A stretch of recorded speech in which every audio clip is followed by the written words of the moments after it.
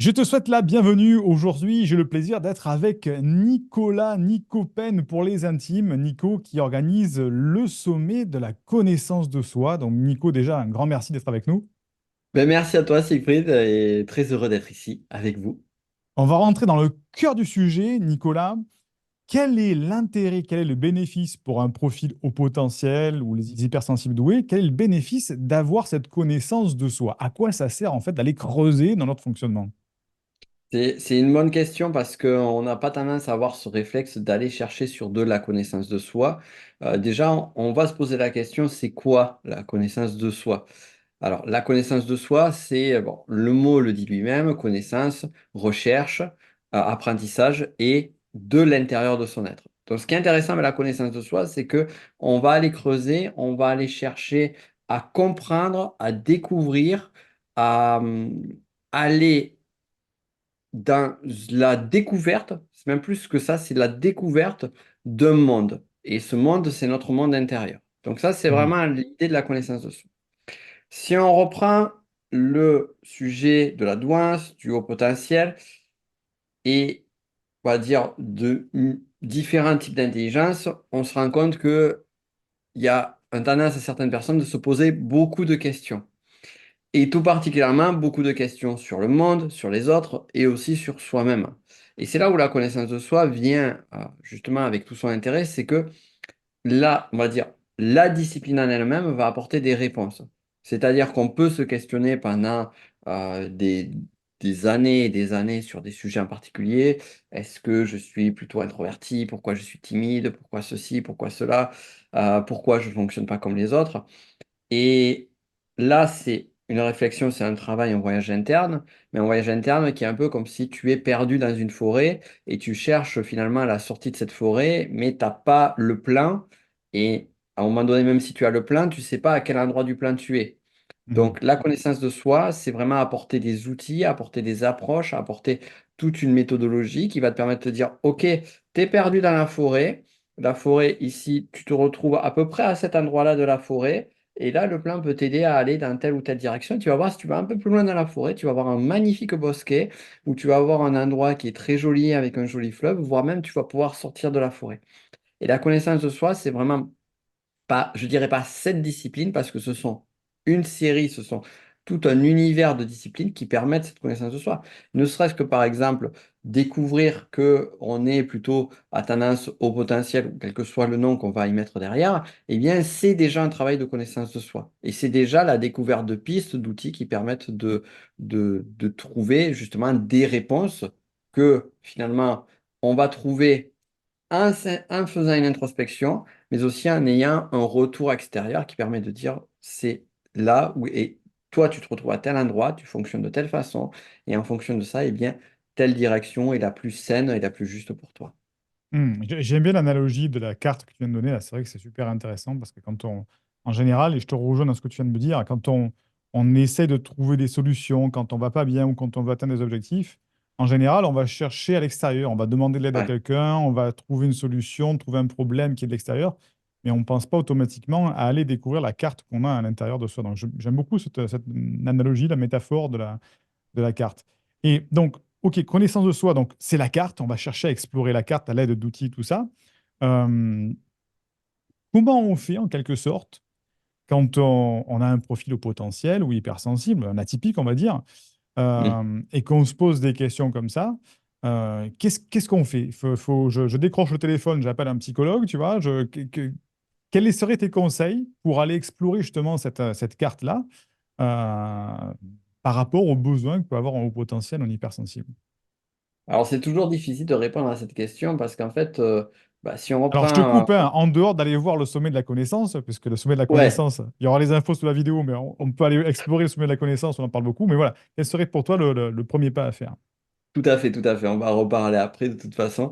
Euh, En fait, c'est difficile de donner une réponse, on va dire, euh, universelle, parce que si on reprend la notion de l'analogie de la forêt, chacun va être dans un endroit de la forêt. Donc toi, Mhm. si tu te trouves par exemple sur le côté nord de la forêt, tu vas pas avoir les mêmes besoins ou tu vas pas avoir besoin du même itinéraire qu'une personne qui va se retrouver sur le côté ouest de cette forêt-là. Mhm. Donc, si à un moment donné, tu as plein d'arbustes, tu as plein de ronces, et tu dois aller dans un endroit où finalement, tu n'as pas trop d'indications, c'est pas la même chose qu'une autre personne qui va sur le courant d'une petite rivière et qui peut-être va devoir aller en amont ou en aval de celle-ci. Mhm. Donc, ce qui veut dire en d'autres termes que oui, effectivement, on va commencer à chercher les premières graines. Et en fait, la connaissance de soi, donc c'est encore une fois une série de disciplines, une série d'approches qui sont toutes complémentaires les unes des autres. Et finalement, chaque approche va amener une partie de cette carte, une partie de précision qu'une autre discipline n'apportera pas. Si je prends par exemple l'énéagramme, qui est une discipline que je connais relativement bien, on va dire, puisque c'est on va dire, mon fer de lance, cette discipline-là va t'aider à mieux comprendre les familles de personnalités et dans quelle famille tu fonctionnes et quel est ton mode de fonctionnement par défaut. Par exemple, si tu as plutôt tendance à aller chercher du côté mental, du côté émotionnel ou du côté instinctif, sans rentrer dans les détails là-dessus. Mhm. Ça, c'est une discipline. Si on prend une autre discipline qui pourrait être, par exemple, les 8 types d'intelligence, et bien sûr, 8 types d'intelligence, qui est un autre modèle, eh bien, sur celui-ci, je vais plutôt voir si j'ai tendance à fonctionner plus sur une intelligence qui va être logique, qui va être plus naturaliste ou autre. Donc, on va aller sur une autre strate.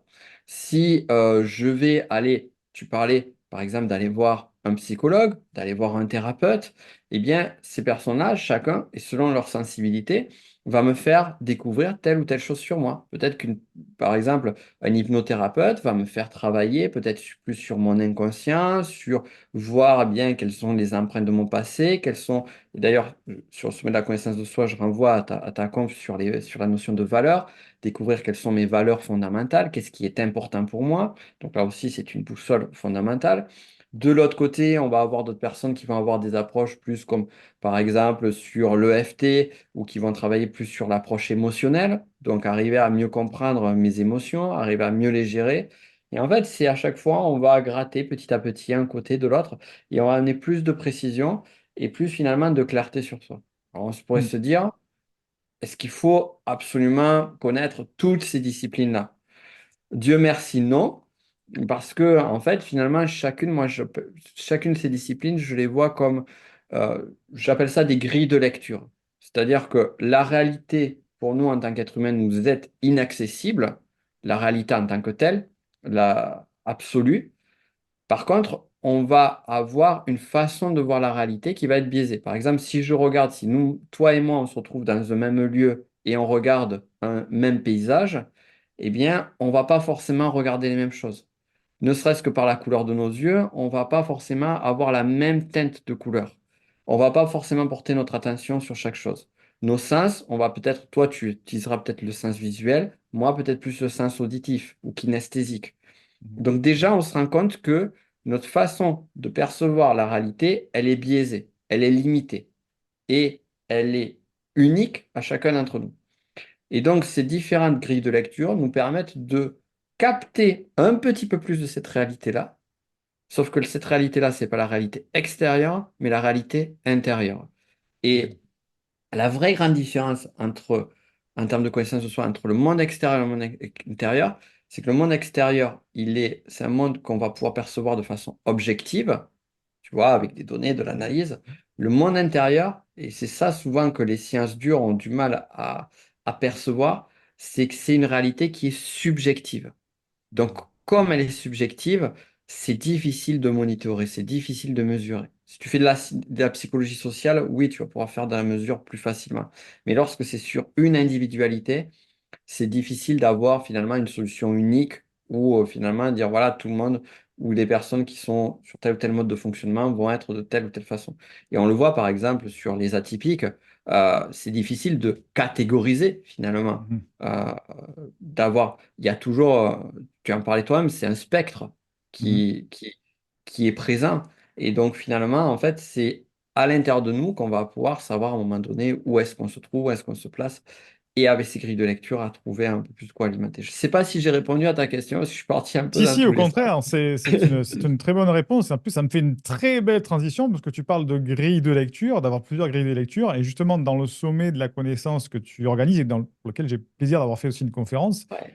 as proposé beaucoup de grilles de lecture, donc on a énormément le choix de pouvoir trouver sa grille de lecture, puisque si je dis pas de bêtises, il y a 14 intervenants C'est ça. qui sont venus chacun apporter leur grille de lecture sur la connaissance de soi. Et ça permet d'avoir différents points de vue, j'imagine, puisque maintenant que tu connais un petit peu toutes les conférences qu'il y a dans ce sommet-là, Tout à euh, fait. je pense que on doit pouvoir trouver en tout cas différents moyens de se connaître. Oui, c'est tout à fait ça. Donc, alors, le sommet de la connaissance de soi, c'est du lundi 18 au 24 mars. C'est 100% en ligne, c'est 100% gratuit. Et donc, vraiment, moi, mon objectif lorsque j'ai voulu créer ce sommet, c'est d'avoir finalement un maximum. Alors, j'aime pas le mot expert parce que je trouve qu'aujourd'hui, avec Internet, il est très dévoyé. Je préfère dire des spécialistes, des vrais spécialistes de chaque domaine pour amener on va dire, le spectre le plus large possible sur le sujet de la connaissance de soi et arriver à se trouver soi. Et c'est là où finalement chacun va amener sa propre sensibilité et sa propre approche dessus. Alors je pourrais donner par exemple quelques noms. Je vois par exemple si on a Yannick Alain, donc lui typiquement il va travailler sur la zone d'ombre, sur aller voir sur ces zones d'ombre. On a Laurent Marchand qui va travailler plus sur les clés pour l'abondance, pour le bonheur. Et ça aussi, c'est beaucoup, on pourrait se dire l'abondance, le bonheur, la richesse, la réussite, c'est quelque chose qui est extérieur. Mais en fait, on se rend compte que ça renvoie Mm. énormément à des choses intérieures. Joanne Yang va parler également de la multipotentialité, qui est aussi un sujet que j'imagine que tu as pas mal traité et qui, qui mérite aussi pas mal de choses. On a aussi des personnes qui sont plus axées sur des approches plus, on va dire, spirituelles ou plus ésotériques, comme l'astrologie. Alors, Carla Murotti, qui m'accompagne, elle va apporter plus son approche, cette grille de lecture-là, sur la conception du thème astral. De ton côté, tu as parlé des valeurs, de l'alignement avec soi. Ça aussi, c'est très, très, très, très puissant, les valeurs. Mhm. C'est fondamental même de les connaître. On va parler également de manifestation. Alors, je ne vais pas tout citer. Aussi de se connaître à travers des épreuves, les types d'intelligence, les fameux 8 types d'intelligence. Aussi l'enfance, les enfants Très différents, important ça atypiques. aussi, hein. Ça, Mm. c'est un sujet. Donc, Karine Morel parlera d'enfants HPI ou différents. On va beaucoup parler, en fait, d'ailleurs, dans cette conférence-là, plus que du pendant, on va dire, HPI, plus le côté finalement éducationnel sur les Mm. enfants. Euh, voilà, donc on va avoir aussi, justement en parlant d'enfants, on a un ami commun, Lorenzo Pancino, qui va parler justement de revenir, se reconnecter à son enfant intérieur et aussi parler du chemin de vie aussi, de notre Mhm. mission de vie, ça va être intéressant. Qui est un Euh, papa lui aussi d'ailleurs de deux très belles filles aussi, donc ouais, il exactement. connaît bien, hein.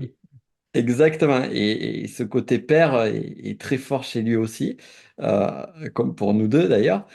Steve Jurion va parler aussi de l'hypersensibilité. Là aussi, Mhm. ça va être assez intéressant, c'est vraiment focalisé sur l'hypersensibilité. On a Belinda Esteve qui est une spécialiste de tout ce qui est relations couple, amour, sexualité. Donc, qui va parler de ce sujet-là et du lien avec la connaissance de soi et comment finalement je dirais pas la connaissance de soi va aider, mais est nécessaire, est une nécessité fondamentale pour la relation, l'harmonie du couple. Et on va aussi parler sur le stress et sur les émotions avec Julien Pignon, qui est un hypnothérapeute très compétent. Et moi, je clôturerai avec le labyrinthe de la connaissance de soi, où on ira un petit peu plus arriver à se retrouver. Tu vois, j'ai parlé d'une notion de grille de lecture. Bah, qu'est-ce qu'on fait avec tout ce bordel? Où est-ce que je commence? Où est-ce que je vais? Dans quelle direction? Voilà pour dire un peu. C'est un super programme. Moi, quand je dis toujours, quand des personnes me posent la question, Siegfried, le haut potentiel, l'hypersensibilité, comment je fais pour savoir si je suis touché, est-ce que je l'ai ou pas, etc. Et le premier réflexe qu'ils ont, c'est de dire, bah, il faut que je passe un test de QI. Et moi, je leur dis, attention, ce sont des faisceaux d'indices. C'est comme une enquête policière. Dans une enquête Ouais, policière, il n'y a pas une seule preuve. C'est un ensemble de faisceaux de preuves qui doivent converger vers la réponse ultime en quelque sorte. Et d'avoir comme ça tous ces profils, toute cette grille de lecture que tu proposes avec 14 experts, ben, ça fait plusieurs faisceaux d'indices qui permettent, comme tu le dis, ouais, de se connaître de mieux en mieux, de voir comment on fonctionne et d'arriver à une certaine clarté qui, je pense qu'à la fin du sommet, après avoir fait les 14 experts, il y a de quoi avoir des outils pour vraiment beaucoup mieux se connaître. En tout cas, totalement. ouais, je l'imagine. Je vais te faire une petite confidence, c'est qu'en fait, quand conceptualiser le sommet. Donc très rapidement, j'ai pensé à des intervenants et j'ai très rapidement pensé à toi parce qu'en fait, bon, pour moi, tu es le spécialiste sur tous ces sujets-là, clairement.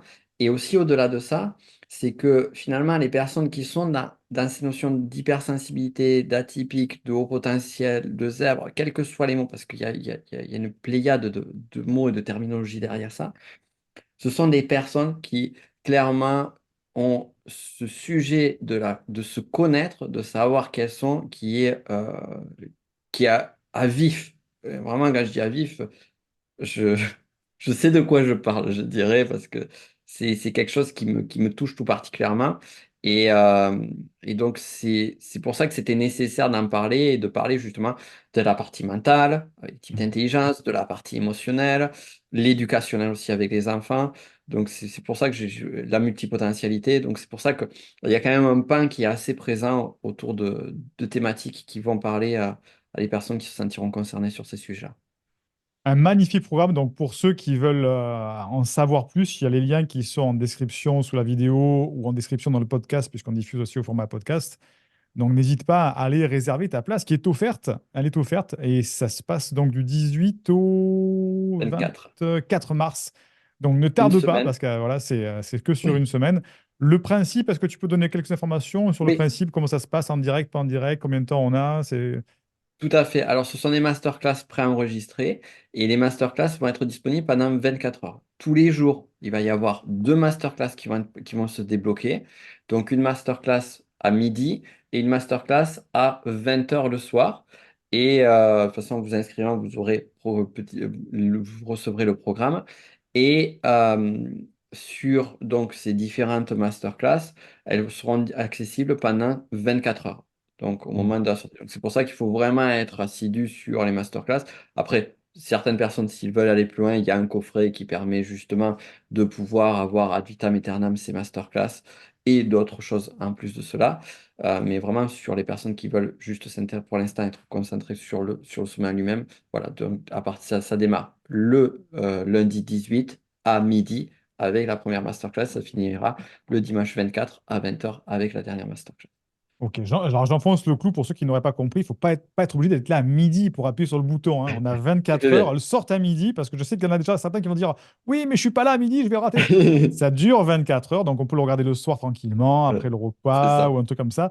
Mais seulement à minuit, elles sont retirées et le lendemain, on en a d'autres qui sortent pendant 24 heures. Je préfère bien Ouais. préciser parce que moi, j'ai ce genre de questions qui reviennent beaucoup. Oui, Oui, mais en oui. fait, je ne serai pas là Et, à et tu, midi, comment ça se passe? et tu sais, donc j'ai pris les heures, bon, en francophonie, voilà, j'ai pris les heures on va dire les heures françaises, pour être plus précis, France métropolitaine. Mhm. Et en fait, vraiment, j'ai choisi les heures de midi et de 20 heures pour dire, voilà, à midi, ben justement, certaines personnes peuvent avoir la pause de déjeuner pour pouvoir quoi, écouter les masterclass, sachant qu'elles ont jusqu'au lendemain midi pour pouvoir la suivre. Et le soir, dans la soirée, eh bien finalement, à partir de 20 heures, tranquillement, au lieu de se faire son petit Netflix ou son petit, je sais pas, Disney Plus ou autre, on peut faire une pause pendant une semaine. De toute façon, les séries sont déjà, resteront là et se faire on va dire, un autre type de Netflix qui est de la connaissance de soi et qui est Mais plus enrichissant. un grand merci, Nicolas. Donc, tout ça, ça se trouve en description de la vidéo ou du podcast. Et puis, tu retrouveras la conférence que j'ai faite avec toi, Nicolas, puisqu'on a fait ça tous les Oui, deux. Et elle tout à fait. sera nulle part ailleurs que là, puisqu'elle n'est enregistrée que pour le sommet. Donc, si tu veux me retrouver dans la D'accord. conférence, eh ben, c'est chez Nicolas qu'il faudra aller voir. Et ça se passe bien. Donc, encore une fois, Nicolas, un grand merci de ta participation et puis de ce projet, parce qu'il faut quand même avoir les épaules, la motivation pour monter ça. Je sais que c'est pas facile du tout. C'est Et vous. voilà, donc allez soutenir Nicolas en allant voir ce beau projet et surtout tous ces faisceaux d'indices, ces grilles de lecture que vous allez avoir pour vous aligner. Merci. Merci à tous.